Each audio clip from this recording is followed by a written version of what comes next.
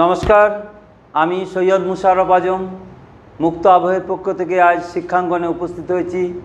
আমরা বিভিন্ন সপ্তাহে বিভিন্ন ধরনের আলোচনা করি।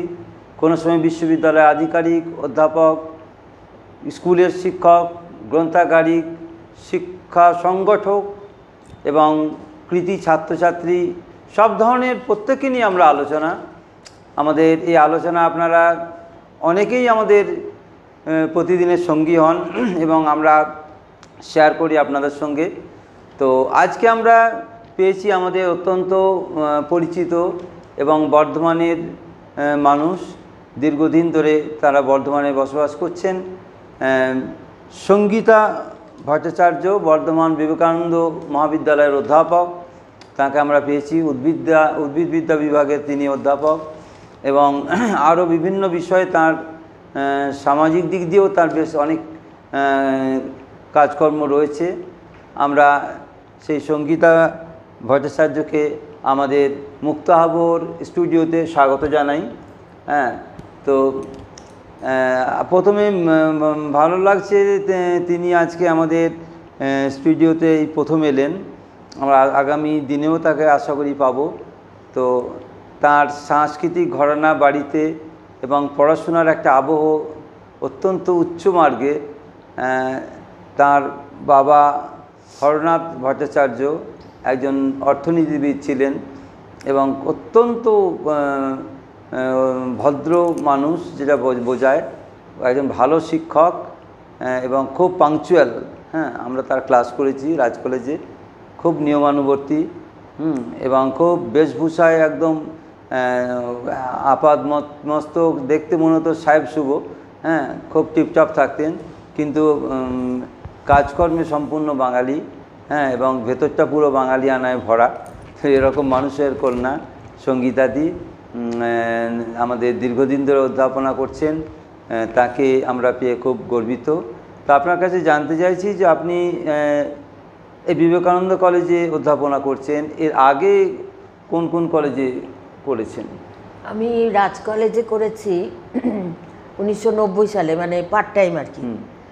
তারপরে আমি রিসার্চে চলে যাই। তারপরে আবার 2004-এ বায়োটেক, মানে বায়োটেকনোলজি ডিপার্টমেন্ট যেটা, সেখানে করি। সেখানেও কিছুদিন পড়াই।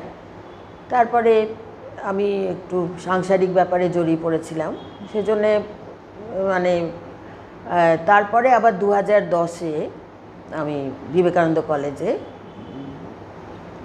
মানে আপনার তো বিষয় তো উদ্ভিদবিদ্যা, মানে বটানি। হ্যাঁ, তো বটানি থেকে বায়োটেকে ওখানেও আপনাদের কিছু সাবজেক্ট আছে? হ্যাঁ, বায়োটেকে আমি যেটা পড়াতাম ওই সেল মেমব্রেন। আচ্ছা আচ্ছা, হ্যাঁ, ওগুলো তো বটানিতেও আছে। হ্যাঁ হ্যাঁ হ্যাঁ, বায়োটেকনোলজি তো এরকম মিক্সড আছে কিছু, জুলজি বটানি সব আছে। হ্যাঁ, তা ওখানেও পড়িয়েছি। আর রিসার্চের ব্যাপারে আমাদের বটানিতে বারডান। আপনি কোথায় পড়াশোনা করেছেন মূলত? আমি উইমেন্স কলেজে পড়েছি। হ্যাঁ, তারপরে বারডান ইউনিভার্সিটিতে। আচ্ছা আচ্ছা আচ্ছা। আর আপনার রিসার্চ ওয়ার্কও ইউনিভার্সিটিতে? হ্যাঁ হ্যাঁ। আচ্ছা, আপনার টপিক কী ছিল রিসার্চে? আমার রাইস প্ল্যান্টসে অ্যাজোলা হচ্ছে একটা টেরিডোফাইট, মানে ওটা ফার্ন একটা। আচ্ছা আচ্ছা। ওটা ধান গাছে ইউরিয়া সারের সঙ্গে যদি দেয়া হয় 1:1 অনুপাতে, তাহলে ফলনটা খুব ভালো হয়। আর ওটা একটা জৈব সার। এখন রাসায়নিক সারের ক্ষতিকর অনেক প্রভাব আছে। সেই জন্যে আমাদের ডিপি কুসারি স্যার, আমার গাইড, তিনি ফিলিপিন্স থেকে এসেছিলেন, মানে অ্যাজোলা অনেক নিয়ে এসেছিলেন স্পিসিস, সেগুলোর ওপরে আমি কাজ করেছিলাম। ওই প্রজাতির উপরে? হ্যাঁ, বিভিন্ন প্রজাতি, তার মধ্যে একটা হাইব্রিড অ্যাজোলার উনি তৈরি করেছিলেন, সেটা নিয়ে ভালো ফল পেয়েছিলাম। তা রাইস প্ল্যান্টসে আমাদের ওইখানে ক্রপ রিসার্চ ফার্ম আছে ইউনিভার্সিটি, ওইখানে ধান গাছের ওপরে আমরা অ্যাপ্লাই করতাম, তা ভালো ফল পেয়েছিলাম। তা ওই হিসাবেই আমাদের যে রুরাল টেকনোলজি সেন্টার, ওইটাতে আমাদের কিছু কাজ করার ইচ্ছে ছিল। তো সেটা তো সেভাবে গড়ে দেবকুমার চৌধুরী আগে ওটা দায়িত্ব ছিল। হ্যাঁ হ্যাঁ হ্যাঁ হ্যাঁ। আর আপনার এটা তো খুবই সামাজিক বিষয় এবং এটা তো সমাজের কাজ করার খুব সুবিধা। হ্যাঁ হ্যাঁ, এবং সমাজের মানুষের অনেক কাজে লাগবে। আপনি যে বিষয়টা নিয়ে রিসার্চ ওয়ার্ক করেছেন, হ্যাঁ আমার তো খুবই ইচ্ছে এটা যে হ্যাঁ ওটার জৈব উপরে সারের মাধ্যমে আপনার ফলন বৃদ্ধি, যেটা বিভিন্ন প্রজাতির ধান, হ্যাঁ সেটা নিয়ে আপনি উৎপাদন আরো বেশি যাতে হয়, হ্যাঁ, এবং সেটা পলিউশন ফ্রি, একদম পলিউশন ফ্রি, হ্যাঁ সব দিক দিয়ে ভালো। এটা কি কতটা কাজে লেগেছে সমাজের, এটা মনে করেন?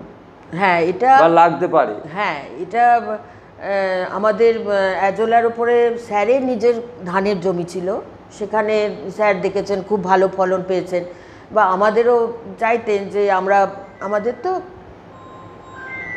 আমাদের তো কোনো ধানের জমি টমি নাই, কিন্তু আমরা ক্রপ রিসার্চ ফার্মে ভালো ফল পেয়েছিলাম এবং রুরাল টেকনোলজি সেন্টারে আমাদের ইচ্ছে ছিল যে কেঁচো চাষ, যেটা ভার্মিকালচার, অ্যাজোলা রাইস প্ল্যান্টসে, ওইগুলোর উপরে কাজ করার, যদি সুযোগ পাই পরে। কোনো প্রয়োগ কোথাও করেছিলেন আপনার এই ফর্মুলা? হ্যাঁ, আমি এটা চেষ্টা করেছিলাম যে একটা আমাদেরই নেট হাউস ছিল ইউনিভার্সিটি, সেখানেও আমরা ভালো ফল পেয়েছিলাম। এবং সবথেকে বড় কথা হচ্ছে যে এই কাজের ওপরে স্যার বিভিন্ন রকমের মানে বিভিন্নভাবে এটা প্রয়োগ করেছেন অ্যাজোলার উপরে, এবং সেটাই আমাদের বয়ে নিয়ে যাওয়ার ইচ্ছে আছে বিভিন্নভাবে, যদি সুযোগ পাই। হ্যাঁ, এটা নিয়ে তো আপনাকে কারণ এখন সরকার থেকেও আহ্বান জানানো উচিত। হ্যাঁ, যে আপনি যে বিষয়টা করেছেন এটা তো এখন কৃষির উপর খুব প্রভাব ফেলবে। হ্যাঁ, এবং যেখানে দূষণ চারদিকে ছড়াচ্ছে, এই দূষণ বন্ধ করতে, হ্যাঁ, এবং জমির উর্বরতা রক্ষা করতে এবং ফলন বাড়াতে, তিন দিক দিয়ে আপনি এটা কাজে রাখবেন আপনার এই যে গবেষণা। এই ব্যাপারে কি সরকার থেকে কোনো রকম আপনি ডাক পেয়েছিলেন, আহ্বান পেয়েছিলেন? না, এটা আমাদেরই স্যার চেষ্টা করেছিলেন যে এটার উপরে বিভিন্ন জায়গায় আর কি কাজ, তিনি সফল হয়েছেন এবং আমাদেরও বিভিন্নভাবে উৎসাহিত করতেন। তবে সেভাবে সরকার থেকে এখনো আমরা মানে সাড়া পাইনি। নাহলে আমাদের ইচ্ছা আছে যে আরটিসিতে যদি আমরা সাড়া পাই, নিশ্চয়ই আমরা নতুন উদ্যমে লেগে পড়ব। টেকনোলজি ডিপার্টমেন্ট আছে সরকারের একটা আলাদা, তো সেখান থেকে নিশ্চয়ই কিছু আমাদের আপনার বিষয়টা, আপনার যে রিসার্চ ওয়ার্ক, হ্যাঁ গবেষণার বিষয়, সেটা কিন্তু অত্যন্ত প্রাসঙ্গিক। অনেক গবেষণার বিষয় খাতা কলমের মধ্যেই, বইয়ের মধ্যেই সীমাবদ্ধ থেকে যায়, কিন্তু আপনারটা পুরোপুরি একদম সমাজকে নিয়ে, হ্যাঁ, এবং চাষবাস, কৃষি, হ্যাঁ, এটা সবচেয়ে বেশি আমাদের এখন আমাদের পশ্চিমবঙ্গের এবং ভারতে বলুন, সবচেয়ে আমাদের কৃষি প্রধান, কৃষি প্রধান, এখানে কৃষির উপর ডিপেন্ডেন্ট। হ্যাঁ, তো এই অবস্থায় আমরা দেখছি যে মানুষ আপনার নিশ্চয়ই যে রিসার্চ ওয়ার্ক, হ্যাঁ এই ব্যাপারে নিশ্চয়ই আপনার অনেকেই জানে, হ্যাঁ, এবং সরকারেরও জানা উচিত। আপনার গবেষণার বিষয়টা নথিভুক্ত রয়েছে, হ্যাঁ, বিশ্ববিদ্যালয়। তো সেক্ষেত্রে আমার মনে হয় এটা নিয়ে আরো বৃহত্তর পরিসরে কাজ করার সুযোগ রয়েছে আপনার। হ্যাঁ, আমি সুযোগ পেলে নিশ্চয়ই আপনাকে আগ্রহী হব। হ্যাঁ, তো যাই হোক, আপনার এই দীর্ঘ অধ্যাপনা জীবন এখন প্রায় শেষ প্রান্তে এসে পৌঁছেছেন। হ্যাঁ, তো আপনার আগে আপনি ছাত্রদের পড়িয়েছেন, এখন পড়াচ্ছেন, তো তফাৎটা কি? আগে ছাত্ররা আরও বেশি ডেডিকেটেড ছিল, হ্যাঁ, তাদের কোশ্চেন করতো, আমরা বরঞ্চ তৈরি হতাম যে কি কোশ্চেন করবে, আমরা খুব ডেপথে পড়তাম এবং তাদের পড়াতে গেলে আমাদের মনে হতো যে কোশ্চেন যদি করে তো খুব ভালো, হ্যাঁ, এবং তারা করতো, বা তারা খুব ডেডিকেটেড ছিল পড়ার ব্যাপারে। এখন সেখানে পড়াশুনোর ক্ষেত্রে তারপরে প্র্যাকটিক্যাল যেটা, সেটা খুব কমে গেছে। 20 নম্বর, আগে 100 নম্বর ছিল, হ্যাঁ, যেটা খুব দরকার। প্র্যাকটিক্যাল হওয়াটাও দরকার এবং প্র্যাকটিক্যালের সিলেবাসটাও থিওরির সঙ্গে যোগ থাকা দরকার। সেখানে হ্যাঁ, দুটো একসঙ্গে ইন্টার রিলেটেড হলে, এটা আগে ছিল। আগে আমরা যে প্র্যাকটিক্যাল করাতাম তার সঙ্গে থিওরির একটা ভালোই রিলেশন ছিল, এবং 100 নম্বরের প্র্যাকটিক্যাল হলে সেখানে সব কিছুই আরও ডিটেলসে শেখাও যায়। হ্যাঁ, আর এখন একটু 20 নম্বরের হয়ে গিয়ে বটানি, জুলজি এগুলো তো পুরো প্র্যাকটিক্যালের উপর কাজ। হ্যাঁ, যত বেশি প্র্যাকটিক্যাল করবে, হ্যাঁ আমাদের প্রশান্ত বসে ইয়ে করছিলেন, হ্যাঁ তো সেখানে দেখলাম পরিসর বিশাল, হ্যাঁ কীট পতঙ্গ, গাছগাছড়া এগুলোকে নিয়ে, হ্যাঁ বিভিন্ন পশু পাখি, হ্যাঁ বিরাট সুযোগ কাজ করার, এবং মানুষের একদম পুরোপুরি সমাজ উদ্বুদ্ধ হবে। হ্যাঁ এখানে প্রকৃতিকে সুন্দর হবে, প্রকৃতিকে বোঝা যাবে, এবং প্রকৃতিকে নিয়েই মানুষ তো শুধু প্রকৃতির বাইরে নয়, মানুষ চলতে পারবে না। এবং গাছ বাঁচানো, তার সঙ্গে একটা যে বাস্তুতন্ত্র রক্ষা করা, হ্যাঁ এটা দেখছিলাম একটা স্লাইডে, প্রশান্ত ওটাকে দেখাচ্ছিলেন, একটা সেমিনার করেছিলেন, তো সেখানে তো দেখলাম যে কি সুন্দর বাস্তুতন্ত্রকে রক্ষার একটা যে প্রচেষ্টা, হ্যাঁ সেখানে প্রাণী আছে, হ্যাঁ উদ্ভিদ আছে, হ্যাঁ পরিবেশের বিভিন্ন ধরনের কীটপতঙ্গ, হ্যাঁ পশু পাখি, হ্যাঁ বায়োডাইভার্সিটি, হ্যাঁ এটা নিয়ে খুব একটা চিন্তা ভাবনাটা খুব সুন্দর, এবং এটা কি এগুলো দরকার খুব, তা নাহলে কিন্তু আমাদের পরিবেশ বাঁচবে না, সমাজ বাঁচবে না, মানুষ বাঁচবে না। তো সেই ক্ষেত্রে আপনার এই টপিকটাও খুব সুন্দর একটা, হ্যাঁ এটা সমাজের কাজে যথেষ্ট লাগবে, কিন্তু এই প্র্যাকটিক্যাল এই জিনিসটা ধীরে ধীরে কমে যাচ্ছে, এবং একটু যে পড়াশোনার গভীরতা, সেটাও ছাত্রছাত্রীদের মধ্যে অনেকটা কমে গেছে। এখন খুব শর্টে কোনো রকম পড়ে নোট পড়ে বই কিনতে চাইছে না, পড়ে উদ্ধার করে দেওয়া, কিন্তু একে শিখছে না, জিনিসটা না শিখলে জানবে কি করে, শুধু মুখস্থ করে উগলে দেওয়া, হ্যাঁ এটা তো পড়াশোনা নয় না, গভীরে যেতে হবে এবং জিনিসগুলো বুঝতে হবে যে আমি যেটা পড়লাম সেটা কোন বইয়ে, একটা টেক্সট বই তো রাখতেই হবে। একদম, আমিও দেখেছি, আমরা যে মাস কমিউনিকেশন সাবজেক্ট কলেজে পড়াই, সেখানে দেখি ভেতরে কেউ ঢুকতে চায় না, ভেতরে যে ঢুকে সুন্দর যে একটা রসদ আছে, জিনিসটা বুঝবে, বুঝে করে তারপরে তারপরে তাকে কিন্তু অন্যদিকে আর যেতে হবে না, সেটা ভালো মতো বুঝলে নিজেই লিখতে পারবে। কিন্তু বুঝবো না, ভেতরে ঢুকবো না, বুঝবো না, শুধু নোট মুখস্থ করে হ্যাঁ উগলে দিয়ে চলে আসবো।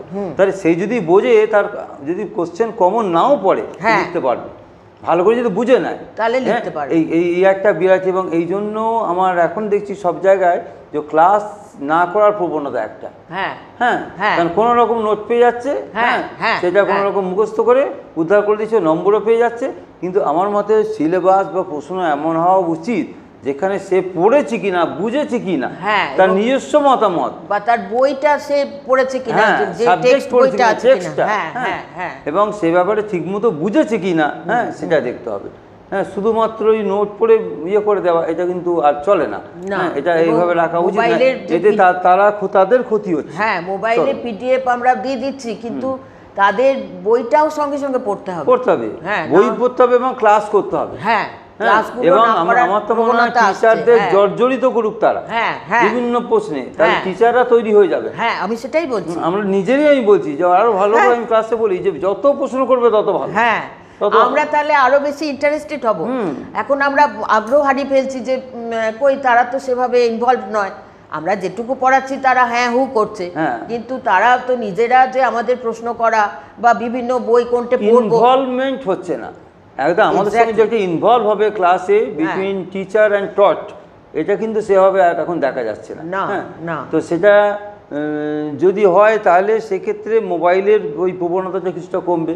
এখন ক্লাসে টিচার পড়াচ্ছে, দেখা যাচ্ছে ছাত্র মোবাইল ঘাটছে, সে মোবাইল ব্যাগে রাখিয়ে তারপরে ওকে বসতে হচ্ছে, মানে এইরকম অবস্থা তৈরি হচ্ছে। তাতে মনটা আমাদেরই সব ছাত্ররা বলছে যে ম্যাডাম আমরা বেশিক্ষণ একটা বিষয় নিয়ে চিন্তা করতে পারি না, এই মোবাইলের জন্য বিক্ষিপ্ত হয়ে যাচ্ছে মন।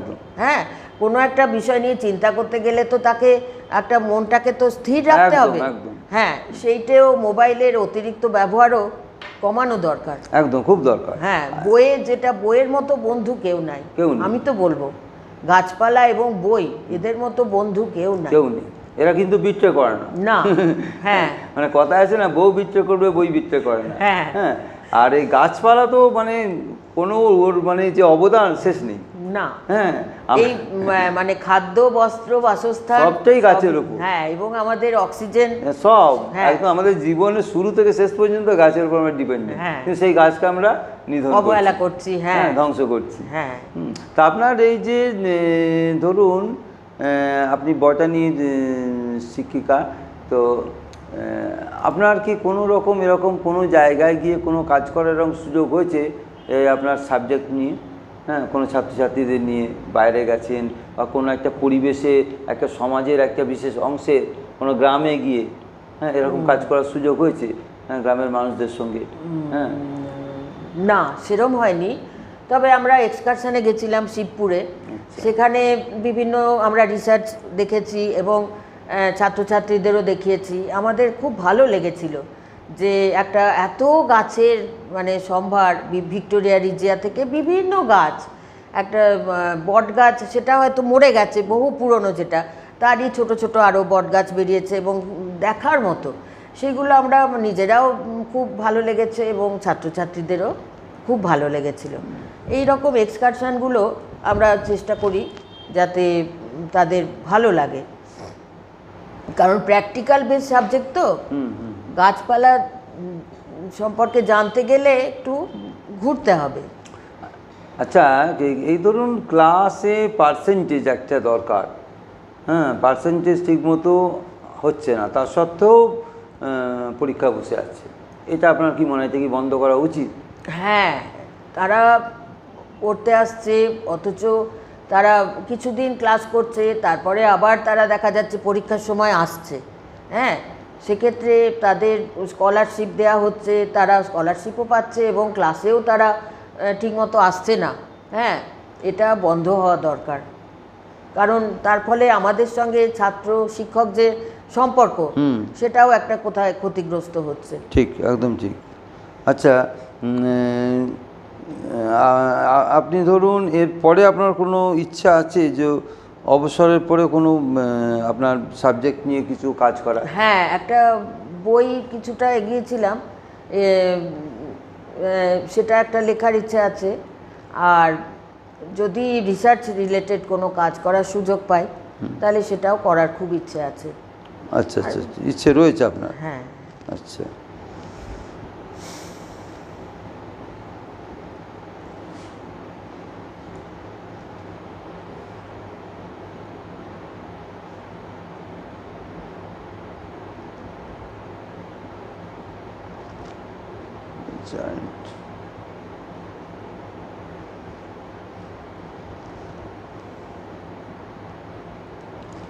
আচ্ছা, এই ধরুন ক্লাস করায় ছাত্রছাত্রীরা আগ্রহ হারাচ্ছে কেন? এখন অনেকে দেখছি ক্লাস করতে চাইছে না। এর একটা কি কোনো কারণ আপনার মনে হয় কিছু একটা আছে? এটা একটা মানে এটা একটা কারণ হচ্ছে যে ঠিকমতো চাকরি, ব্যবসা বা স্বাধীন যে পেশা, এগুলো গ্রহণের ক্ষেত্রে তারা একটু দিশেহারা হয়ে যাচ্ছে যে আমরা এই পড়াশুনোর পরে কি করব। এটা তাদের মনে খুবই মানে একটা বিক্ষিপ্ত করছে মন। তাছাড়া মোবাইলেও অতিরিক্ত ব্যবহার এখন হয়ে গেছে, যেটাও তাদের ক্ষতি করছে, মনের একটা যে স্থিরতা আনতে বাধা দিচ্ছে। এবং তার থেকেও বড় কথা হচ্ছে যে আমরা খুব সহজে সব পেয়ে যাচ্ছি। হ্যাঁ, হয়তো আমি ক্লাস করছি না কিন্তু নোটটা আমার ম্যাডাম যা দিচ্ছেন সেটা আমি ঘরে বসেই পরীক্ষার সময় পেয়ে যাচ্ছি, যেখানে আগে নোটগুলো ছাত্রছাত্রীরা এসে লিখতো এবং সেগুলো তো এইভাবে তখন মোবাইল ছিল না, যার জন্যে তাদের মানে খুব মানে একটা অলস মনোভাব এসে যাচ্ছে যে কলেজ না গিয়েও যদি পরীক্ষা দিতে পারি সেটা তো ভালোই হয়। এবং এক্ষেত্রে আমাদের ক্ষতি হচ্ছে, শিক্ষা জগতের খুবই ক্ষতি হচ্ছে। বিশ্ববিদ্যালয়ে একটা কঠোর হওয়া উচিত। হ্যাঁ, এই ব্যাপারে একটা অবশ্যই কঠোর হওয়া উচিত, নির্দেশিকা থাকা উচিত। হ্যাঁ, সেটা আছে কিন্তু সেটা মানা হচ্ছে না। হ্যাঁ, সেটার ব্যাপারেও কঠোর হওয়া উচিত যে স্টুডেন্টরা ক্লাসে আসুক এবং ঠিকমতো ক্লাস করুক, বই অন্তত টেক্সট বইটা অন্তত তারা পড়ুক। সেটা হচ্ছে না। আচ্ছা, এবারে ধরুন ইউজি লেভেলে, আন্ডার গ্রাজুয়েট লেভেলে ধরুন অনেক ছাত্রছাত্রী কমে যাচ্ছে। আগে ভর্তি প্রচুর হতো, হ্যাঁ, আসন সংখ্যা বাড়ানোর জন্য বারবার দরবার করতে হতো, হ্যাঁ, এবং প্রিন্সিপালকে ডেপুটেশন, ইন্সপেক্টর অফ কলেজ গেজে বুঝেছেন, ভিসি গেজে বুঝেছেন, যা এখন সে দেখছে আসন সংখ্যার জন্য কোনো কিন্তু আর সেইভাবে আবদার নেই, আর অসুবিধা নেই। হ্যাঁ, এখন বারবার পোর্টাল চালু করা হচ্ছে। হ্যাঁ, হ্যাঁ, এখনও বলেছে যে আবার ভর্তি হবে, সে কলেজ আবার ভর্তি নেবে। হ্যাঁ, সেই কেন্দ্রীয় পোর্টাল আর থাকবে না। হ্যাঁ, এখন যারা ভর্তি হতে আগ্রহী আবার একটা নির্দেশিকা দিয়েছে, কিন্তু এই যে ছাত্র সংখ্যা কমে যাচ্ছে, হ্যাঁ, হ্যাঁ, তো এটা আপনার কি মনে হয়? এটা তারা যে পড়াটা পড়লে তাদের চাকরি বা ব্যবসা করে খেতে পারবে সেই ধরনের, বা কোনো স্বনির্ভর কোনো গোষ্ঠীর সঙ্গে যুক্ত হতে পারবে সেই রকম পড়াশুনো তারা করতে চাইছে। সেক্ষেত্রে হয়তো আমরা একটু পিছিয়ে পড়ছি। হ্যাঁ, সেই ক্ষেত্রে আমরা হয়তো একটু পিছিয়ে পড়ছি।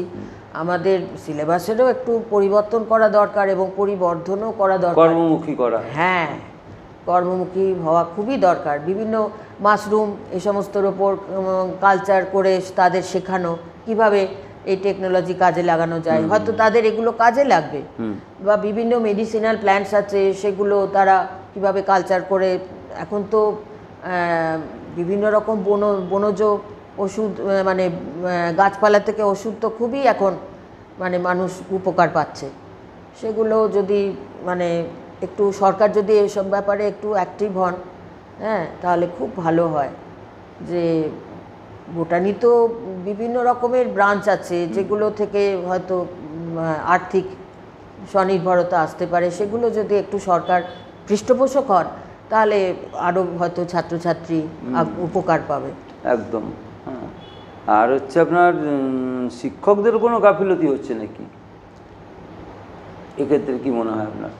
শিক্ষকরাও আগে ছাত্রছাত্রীদের যতটা মানে তাদের মানে ইনভলভমেন্ট ছিল, এখন তো একটু অবশ্যই ছাত্রছাত্রীদের ইনভলভমেন্টটা কমার ফলে তারাও আগ্রহ হারাচ্ছেন কখনো কখনো। হ্যাঁ, সেটা হয়তো দুপক্ষেই একটু মানে উৎসাহ দরকার, সে তো বটে। আপনার এই যে পড়াশোনা, এর বাইরে আপনার ওই বটানি ছাড়া আপনার অন্য কোনো বিষয়ে আগ্রহ রয়েছে নাকি? হ্যাঁ, আমি একটু ওই আকুপ্রেশার, আকুপাংচার এই সমস্তর ওপর একটু পড়াশুনো করছি। হ্যাঁ, আমার ভালো লাগে। মানে আমাদের বাড়ির অনেকেই মানে ডাক্তারি শাস্ত্রের সঙ্গে জড়িত, সেই হিসাবে আমারও একটু ভালো লাগে। বিভিন্ন বিষয়ে আগ্রহ আছে আমার। হ্যাঁ, বা আমি গান বাজনাও ভালোবাসি। বিভিন্ন আগে যে বর্ধমানে বিভিন্ন সারা রাতের প্রোগ্রাম হতো ক্লাসিক্যাল, আমি সবসময় যেতাম। ক্লাসিক্যালের? আচ্ছা আচ্ছা, বাহ, খুব ভালো। হ্যাঁ, তো যাই হোক, একটা ভালো প্রোগ্রাম করা যাবে আপনাকে, গানেরও একটা প্রোগ্রামে হ্যাঁ আমরা নিয়ে আসবো। তো আপনার পারিবারিক ঘরানা, হ্যাঁ, আপনার বাবা একজন অর্থনীতিবিদ ছিলেন, হ্যাঁ, একজন ইকোনমিক্সের টিচার, হ্যাঁ, রাজ কলেজে দীর্ঘদিন অধ্যাপনা করেছেন। তো তার সম্পর্কে তো আমরা জানি, আমরা নিজেও ক্লাস করেছি। তো কিন্তু তিনি অত্যন্ত পাংচুয়াল ছিলেন, এবং খুব ভালো গল্পের মতো ইকোনমিক্সকে গল্পের মতো পড়াতেন। মনে হতো না যে ইকোনমিক্স পড়ছি। অনেক টিচার একটু ভীতি সঞ্চার করেন যে এরকম এই করলে পারবে না, না ওটা কিন্তু এটা ইকোনমিক্স, হ্যাঁ, অর্থনীতি। কিন্তু এক্ষেত্রে যে একটা অনেকের ভয় লাগতো যে ইকোনমিক্স পারবো কি না, হ্যাঁ, ম্যাথের ব্যাপার আছে, অমুক আছে। কিন্তু উনি এমন সুন্দরভাবে পড়াতেন, হ্যাঁ, যেখানে যে অত্যন্ত কঠিনটাও সহজ হয়ে যেত। হ্যাঁ, এটা এত সুন্দর পড়ানোর টেকনিক, হ্যাঁ, সেটা কিন্তু ভোলার নয়। এবং মানে সে বুঝে নিলে কোনো ছাত্র সে কিন্তু জীবনে ভুলতো না, পড়তে হতো না তাকে। তো সেটা তো আপনি বটানিতে গেলেন, হ্যাঁ, বিজ্ঞান বিভাগে, হ্যাঁ, তো কীরকম? আসলে অঙ্কে আমি একটা ভীতি ছিল, হ্যাঁ, তবে কেমিস্ট্রি আমার খুব ভালো লাগতো। কিন্তু তখন কেমিস্ট্রিতে বোধহয় ম্যাথস নিতে হতো, হ্যাঁ, সেই জন্যে আমার, নাহলে কেমিস্ট্রি আমার খুবই ভালো লাগতো। তবে আমি ভাবতাম যে বটানিতেও বায়োকেমিস্ট্রি আছে। তো বাবা বলেননি আপনাকে কোনোদিন যে ইকোনমিক্স নিয়ে পড়াশোনা? না, বাবা চিরকালই খুব লিবারেল মাইন্ডেড, তো যেটা ভালো লাগে তুই নে, সেই হিসাবে কিছু বলেননি। তবে বাবা আমার রিসার্চের ব্যাপারে মানে যখন টাইপ চলছে একবারে সমস্ত কারেকশানে বাহ বাবাকে পেয়েছিলাম। বাহ, একজন আর্টসের লোকেও তিনি হ্যাঁ হ্যাঁ, কারেকশান করে দিয়েছেন এবং সে যে আমার কি উপকার হয়েছিল। আর বাবার দান ধ্যানও খুব ছিল। আচ্ছা, বাড়িতে বিভিন্ন জন আসতেন, হয়তো অভাবী বাবা, তাদের আমাদের বলতেন না, কিন্তু আমরা দেখতাম যে হ্যাঁ বাবা আচ্ছা, একটা আলাদা সাহায্য জীবন ছিল। করতেন। হ্যাঁ, সাহায্য করতেন। পারিবারিক জীবন তার একটু হ্যাঁ অন্যরকম। হ্যাঁ হ্যাঁ, আর সব ব্যাপারে বাবার খুব আগ্রহ। তখন তো বাবা কম্পিউটার যখন এলো, বাবা শিখতে চলে গেলেন। বাহ, না, কম্পিউটারটা শিখতে হবে, বুঝলি। হ্যাঁ, সব ব্যাপারে খুব আগ্রহ ছিল। আর শুধু ইকোনমিক্সের বই তো আছেই, বিভিন্ন জার্নাল সে তো আছেই বাড়ি ভর্তি, তার উপরে বিভিন্ন বিষয়ে তার আগ্রহ ছিল। হ্যাঁ, বোটানি সেও আগ্রহ। হ্যাঁ, একটা উদ্বোধনে গাছ ও মানুষ বলে একটা প্রবন্ধ লিখলেন, আরও বিভিন্ন পত্রিকায়। মানে ওনার লেখালেখি এতই মানে ইচ্ছে, বোধহয় স্টেটসম্যানেও সম্ভবত একটা উনি লিখেছিলেন। কত বছর তিনি বেঁচে ছিলেন শেষ পর্যন্ত? 80 বছর অবধি। 80। বাহ, হ্যাঁ রিটায়ারমেন্টের পরে অনেকদিন। হ্যাঁ হ্যাঁ, বাবা পড়িয়েছেন। হ্যাঁ হ্যাঁ হ্যাঁ, পড়িয়েছেন এবং রীতিমতো অ্যাক্টিভ ছিলেন। হ্যাঁ, ঠিক ঠিক ঠিক। যতদিন বেঁচেছেন খুব একটা মানে আমরা শেষ বয়সেই মোটামুটি আগে পেয়েছিলাম, তো খুব তখন দেখতাম খুব অ্যাক্টিভ, যথেষ্ট অ্যাক্টিভ। হ্যাঁ, তো তার কিছু বই লিখেছেন নাকি? হ্যাঁ, তিনি একটি বই লিখেছেন অজানা বাঙালি বলে। আচ্ছা, সেই বইটি মানে বিভিন্ন বিষয়ের ওপর। তিনি তো দ্বিতীয় বিশ্বযুদ্ধ দেখেছেন, তারপরে বর্তমানে যে সমাজ সে ব্যাপারেও তার পুঙ্খানুপুঙ্খ বিশ্লেষণ আছে, যে ভারতের যে পিছিয়ে পড়ছে সেখানে কি কি কারণে, সেটা অর্থনীতির ব্যাপার। হ্যাঁ, নিঃসন্দেহে। তা এই যে আর খুব ডিসিপ্লিন ছিলেন। হ্যাঁ, খুব ডিসিপ্লিন। হ্যাঁ হ্যাঁ, আর গান বাজনাও করতেন। হ্যাঁ, আমাদেরও উৎসাহ দিয়েছেন। আর উনিও শিখতে যেতেন, বা এমনি পড়াশুনোর ক্ষেত্রে কোনো ধরনের বিষয় হোক না কেন খুব আগ্রহ, আর খুঁটে খুঁটিয়ে সমস্ত কাগজ বই যা আসতো তাই পড়তেন। একদম। হ্যাঁ, বাড়িতেও বিভিন্ন বই এসেছে, দেশ পত্রিকা। হ্যাঁ, তখন তো খুবই পপুলার, মানে দেশ খুবই সবাই নিতেন। আর বিভিন্ন কাগজ বাংলা ইংরেজি স্টেটসম্যান নিতেন, বিভিন্ন ব্যাপারে আগ্রহ ছিল। হ্যাঁ, সাহিত্যের ব্যাপারেও। আপনার মা কি কোনো রকম? হ্যাঁ, মা এমনি উইমেন্স কলেজে পড়েছেন। মা খুব ভালো আবৃত্তি করতেন। বাহ বাহ, খুব ভালো আবৃত্তি করতেন। মা নাচও করেছেন, এমনকি উইমেন্স কলেজে শকুন্তলা নাটক। কোনো কর্মক্ষেত্রে যাননি? হ্যাঁ, গৃহবধূ হিসেবেই। হ্যাঁ, বাবাই বারণ করতেন যে ছেলে মেয়ে মানুষ করো, নাহলে মায়ের যোগ্যতা ছিল, মা চাকরিও পেয়েছিলেন, কিন্তু খুব মা সংসারে ডেডিকেটেড ছিলেন। একদম একদম একদম। হ্যাঁ, এটা তো খুবই ভালো। এবং আমরা হরনাথ ভট্টাচার্য সম্পর্কে, আমাদের সঙ্গীতা ভট্টাচার্যের বাবা, তিনি অত্যন্ত গুণী মানুষ ছিলেন, তার সম্পর্কে আমরা জানলাম। তিনিও বললেন অনেক, তার সম্পর্কে অনেক কিছু শুনলাম, যেটা জানতাম তার থেকে অনেক বেশি জানলাম। হ্যাঁ, পারিবারিক জীবন, তার শিক্ষা জীবন, অবসরের পরে যে দীর্ঘ জীবন, সে সম্পর্কে আমরা অবহিত হলাম। আমরা তার কাছে, আমরা সঙ্গীতাদির কাছে শেষে আরেকটুখানি বলবো যে আপনি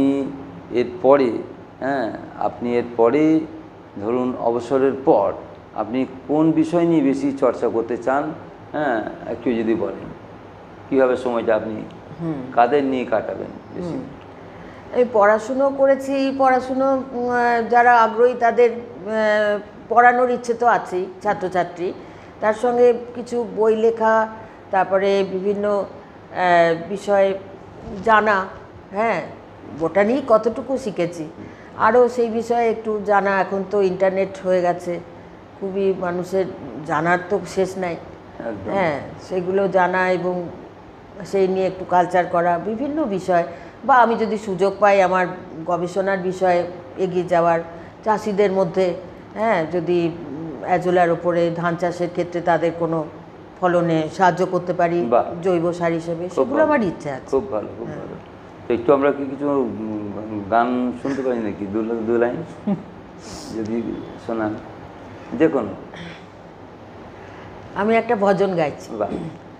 চলো মন গঙ্গা যমুনা তীর, চলো মন গঙ্গা যমুনা निर्मल पानी शीतल होत शरीर चलो मन गंगा जमुना तीर बंसी बजावत गावत काना संग लिए बलबीर चलो मन गंगा जमुना तीर मौर मुकुट पीतांबर शोभे मौर मुकुट पीतांबर शोभे कुंडल झलकत हीर चलो मन गंगा जमुना तीर मीरा के प्रभु गिरधर नागर चरण कमल पर सिर चलो मन गंगा जमुना तीर। বাহ, আমরা খুব সুন্দর আমরা শেষের দিকে চলে এলাম একবারে। তিনি একজন অধ্যাপনার সঙ্গে সঙ্গে শিক্ষা চর্চার সঙ্গে সঙ্গে শিক্ষা জগতের একজন মানুষ, কিন্তু তার পাশাপাশি যে সঙ্গীত জগতেরও মানুষ। তিনি নিয়মিত সঙ্গীত চর্চা করেন এবং এ ব্যাপারে তিনি একজন ভালো গায়িকা। দীর্ঘদিন সঙ্গীত শিল্পী হিসেবেও তিনি যথেষ্ট সুনাম অর্জন করেছেন। ভজন শিল্পী প্লাস ক্লাসিক্যাল, ভজন একটা অঙ্গ ক্লাসিক্যালের। তো যাই হোক, আমরা তাকে দুটো দিকই তিনি নিদর্শন রাখলেন। তিনি শিক্ষা জগৎ সম্পর্কে, তার গবেষণা জগৎ সম্পর্কে, ছাত্রছাত্রীদের সম্পর্কে খুব মূল্যবান বক্তব্য রাখলেন। তার পাশাপাশি যে সঙ্গীত চর্চা, তার সঙ্গীত ঘরানা তার রয়েছে, সেই সঙ্গীত চর্চারও কি নিদর্শন রাখলেন। আমরা খুব আনন্দ পেলাম, উপকৃত হলাম। আমরা এতক্ষণ আমরা মুক্ত আবহে আমরা সঙ্গীতা ভট্টাচার্য সম্পর্কে আমরা আলোচনা শুনছিলাম এবং তার শিক্ষা জগৎ সম্পর্কে আলোচনা শুনছিলাম। তার গবেষণার বিষয় সম্পর্কে, উদ্ভিদবিদ্যা যার বিষয়, সেই গবেষণার বিষয় সম্পর্কে আমরা আলোচনা শুনছিলাম। আমরা অত্যন্ত উপকৃত হলাম। আমি সৈয়দ মুশাররফ আজম এতক্ষণ মুক্ত আবহের পক্ষ থেকে আপনাদের সঙ্গে ছিলাম। আমাদের সঙ্গে ছিলেন আজকে আমাদের অতিথি সঙ্গীতা ভট্টাচার্য। আমি তাকে ধন্যবাদ জানাই, কৃতজ্ঞতা জানাই। আবার আগামী দিন আমরা তাকে পাবো। আমরা আজ এখানেই শেষ করছি। নমস্কার, সবাই ভালো থাকবেন।